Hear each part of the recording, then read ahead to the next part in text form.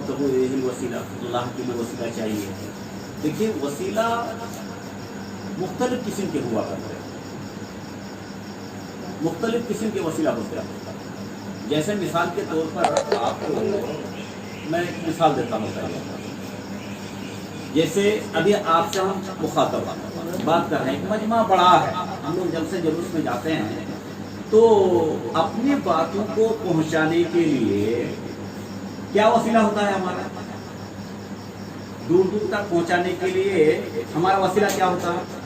Mic चाहिए ना, mic इस्तेमाल करते हैं। वहां अगर माइक छोड़ करके कश्ती अगर लिया जाए, नाव लिया जाए, तो क्या मेरी बात पहुंच जाएगी लोगों के अंदर? नहीं पहुंच जाएगी? नहीं होगी। लाइट खुद चला दे, पंखा खुद चला दे, बात पहुंच जाएगी? नहीं। इसका मतलब वसीला मुख्तलिफ है। लेकिन अगर हमको गर्मी लग रही, हवा चाहिए, तो वहां माइक लगने से क्या फायदा होगा? नहीं फायदा होगा, वो पंखा चाहिए। इसका मतलब वसीला मुख्तलिफ है। नदी पार होना है तो वहां लाइट पंखा लगाने से हमको फायदा नहीं होगा। क्या चाहिए? वहां कश्ती चाहिए। तो वसीला हर चीज का मुख्तलिफ है। अल्लाह ताला के यहाँ नजात के लिए वसीला हमारा अमाल सालिहा है। वहां कोई इंसानी शख्सियत हमारे लिए नाफे नहीं होगा, बल्कि क्या चाहिए? वसीला वहां अमल सालिहा चाहिए। इसलिए हम वहां वब्तगू इलैहिल वसीला का मतलब यह है कि तुम अमल सालिहा को अपना वसीला बनाओ। और उसकी वजाहत ये बिल्कुल आपने जैसा भी कहा, बिल्कुल ठीक कहा कि हजरत उमर रज़ी अल्लाह तआला अन्हु कहते थे कि हम तो जब अल्लाह के रसूल मौजूद थे तो उनसे हम कहते थे बारिश के लिए, दुआ करने के लिए।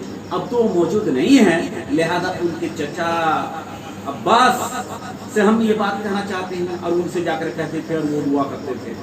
लिहाजा मालूम हुआ कि अगर कोई शख्स वफात पा गए हों तो उनका कोई वसीला नहीं चल, जब अगरचे वो कितने भी बड़े वली हो जाए। यहाँ तक कि नबी से भी वसीला सहाबा किराम ने नहीं लिया।